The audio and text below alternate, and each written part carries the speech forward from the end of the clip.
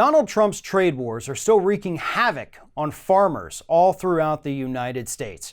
And while most of them admit that Donald Trump's trade wars are 100% to blame for the woes that they are currently facing, some of them still say that even if he destroyed their business completely, they would still blindly support him because that's the kind of sheep that they are. But sensing that this could be an issue that could hurt Republicans in the midterms this year, Trump decided a while back that he was going to give these farmers that he had personally put in danger a major bailout. Well, this week, we got the numbers on what the government is going to spend and how much money they're going to hand out to these red state farmers so that they don't go and vote for Democrats. And the cost of those votes is $4.7 billion. And the reason I say the cost of those votes instead of the cost of the bailout is because Donald Trump doesn't care about these people. He doesn't care if their farms go under. He doesn't care if they lose everything and fire all their employees or if the economy in those areas comes to slows to a crawl because nobody has any money. No.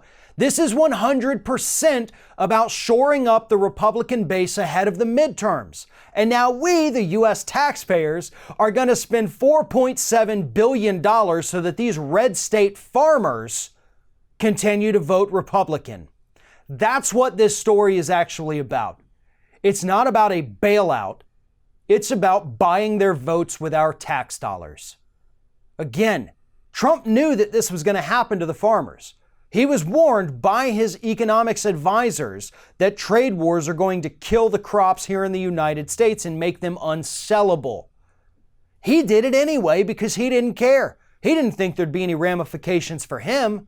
But now that things are kind of heating up and it's looking like he could end up impeached before the end of his first term if Democrats take back the House and Senate, now he's worried. And now we're the ones footing the bill. Now, I do have sympathies for some of these farmers out there. They should not be losing their entire way of life. They should not be having to fire people. And yeah, they do need help. But what could help the most is for Trump to simply get rid of the tariffs that he put in place. That's it. That's all he has to do. That doesn't cost anyone a dime. He doesn't have to shell out close to $5 billion of our dollars just to buy these people's votes back to the GOP. I mean, we're living in a time when Republicans are working every day to cut Social Security, to cut Medicaid, to cut Medicare, to cut SNAP food stamp programs, to cut after-school programs for underprivileged kids because they don't have any money, allegedly. And here they are, about to write a check for close to $5 billion just to make sure that they can count on those red state farmers to continue to voting for Republicans at least until after this year's midterms. If they're still struggling after that, who knows? Who knows how much more money we're going to have to send them? Because even just giving them this to allegedly fix their livelihoods, this is a Band-Aid.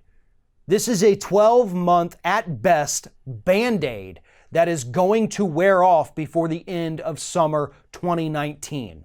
If Trump hasn't ended his trade wars by then, these people will be right back in the same situation, coming to the government for a handout, and Republicans, not wanting to lose again in 2020, will be more than happy to hand over all of our money for the sake of a few thousand red state voters.